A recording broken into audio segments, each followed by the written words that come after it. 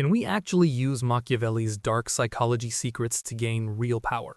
Niccolò Machiavelli, who is regarded among the immortal philosophers due to his great contributions to political philosophy, succeeded in influencing the great thinkers of the Western world with his works.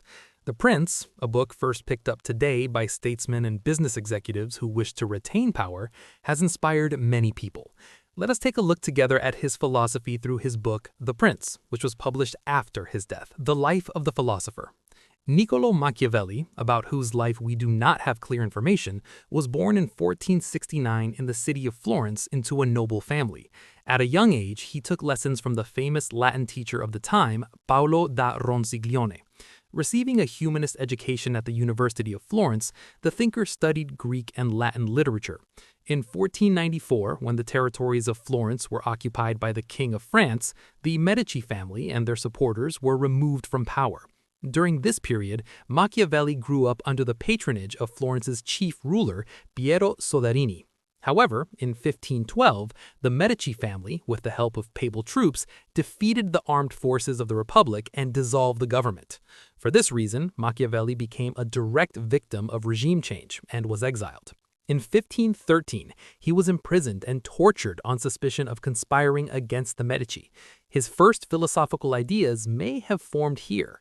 After being released from prison, he left Florence and began farming. The idea of farming led him toward literature. He began writing poems, prose, and plays there. The Prince, also known as The Sovereign, written in 1514 and published after his death, is his most important work that elevated his name. Limiting Machiavelli's ideas only to politics would be a great mistake, because his understanding of power is clearly visible in the modern financial world as well. In today's markets, power, control, and sustainability are more decisive than moral idealism. The survival of a company, the growth of an investment fund, or the permanence of an entrepreneur in the market often depends not on being good, but on being strategic. Protecting capital, managing cash flow, and calculating risks in a competitive environment are the economic equivalents of Machiavelli's emphasis on stability. Markets are not emotional, they are interest-based. Therefore, for the investor, the real issue is not good intentions, but correctly reading the balance of power, risks, and human nature. As Machiavelli suggests, what matters is not how you appear, but whether you can remain in the game in the long term. In the financial world, the Machiavellian mindset is frequently observed, especially among top-level executives and in aggressive investment environments. In psychology, the trio known as the Dark Triad, Machiavellianism, narcissism, and psychopathy, explains a decision-making style focused on power, status, and control. When major fund managers, CEOs, or political financial elites are examined, traits like low empathy, high strategic calculation, and manipulative communication are sometimes associated with success. Markets are not moral, but result-oriented. For some actors, what matters is not whether a decision is ethical, but whether it grows capital. However, while these dark traits might provide short-term advantages, they have the potential to create long-term erosion of trust and systemic risk. Many crises in financial history are the result of this tension between power and ethics. The philosophy of Machiavellianism. The political philosophers of that time argued that there is a close connection between moral goodness and legitimate authority. They stated that a legitimate government could emerge when the person at the top of the current political administration adhered closely to morality. If a ruler wished to be successful, to reign long and peacefully, and to ensure that his relative or the leader of his party would succeed him, traditional ethical principles were recommended. Machiavellianism, however, defends the exact opposite view and criticizes this definition. According to Machiavelli, there is no moral basis for judging the legitimate use of power. In his view, authority and power are essentially equal. Whoever holds power has the right to command everything. The purpose of the monarch is not to create a good and just society, but to establish a strong political structure and rule for many years. According to Machiavelli, another characteristic a ruler must possess is selfishness, because in a selfish society, it is not possible for an unselfish ruler to sustain his reign.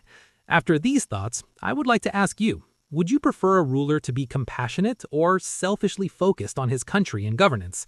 As both citizens and leaders, write your opinions in the comments and let's discuss. As he states in his book on the art of war, politics is also war. Wars do not operate within the framework of traditional moral rules. If the ruler acts according to moral rules, this will eventually lead the country to destruction. Therefore, the most effective way to avoid destruction is to resort to immoral actions when necessary. However, even if the ruler is immoral, ideally he should appear moral from the outside. When he comes to power, he must prioritize stability. This is extremely important in building a permanent political structure. When necessary, moral corruption becomes a fundamental tool for stability. A good ruler should not only care about reputation, but also be ready to be ruthless at the right time. He must prepare himself for possibilities. A ruler should be both loved and feared, but this is hardly possible in practice. Being greatly feared is a stronger option than being greatly loved, because a loved ruler may struggle to maintain his reign, whereas a feared leader can maintain his rule longer through the penal system he establishes. For this ruler, brute force and deception are indispensable. Deception may be the most effective weapon for protecting authority when necessary, while brute force is used to eliminate political opponents and destroy resistant groups. The philosopher explains this with the example of the lion and the fox. The lion is strong and aggressive, but cannot see traps. The fox sees traps very well, is cunning and fast, but not strong. Therefore, a ruler must be both a lion and a fox. While establishing his political structure, the ruler should trust no one but himself. For this reason, in The Prince, he says, "Whoever builds his trust on people builds it on a swamp."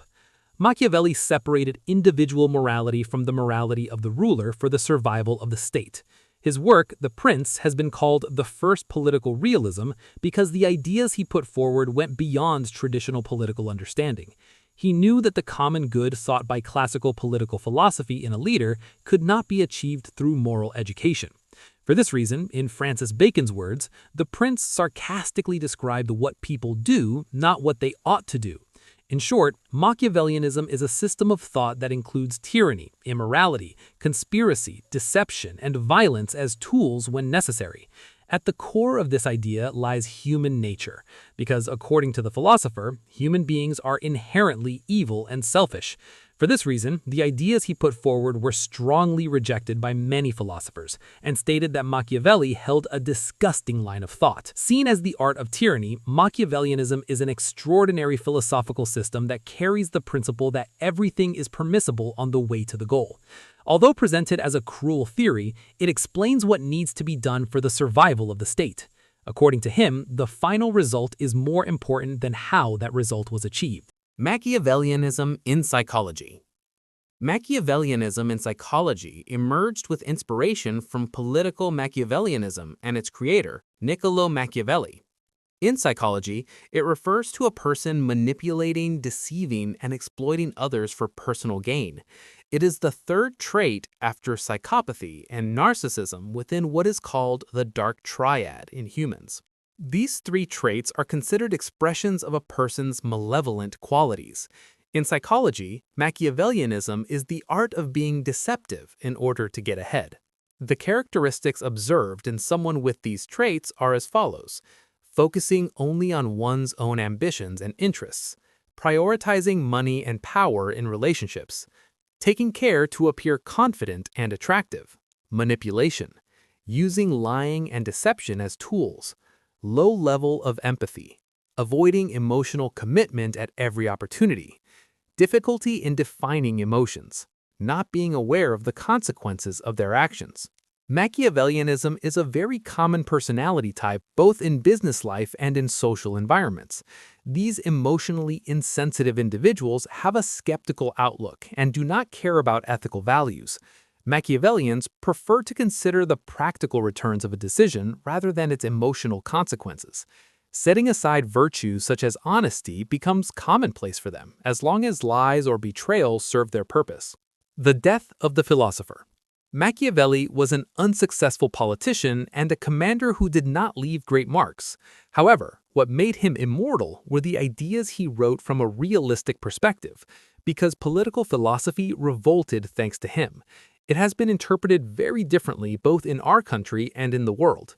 The Prince was written to regain the favor of the Medici family. However, it was not published because Lorenzo was not interested in the book. The philosopher is not considered violent or evil. According to some, he showed how evil is done and how violence occurs. Although originally a Republican, for Machiavelli, the survival of the state was more important than the system that would be established. This makes him a patriot, according to some. He said, "If a nation sees the dishonor and meanness of those in power and ignores their theft only because of its own political view, that nation has lost its virtue.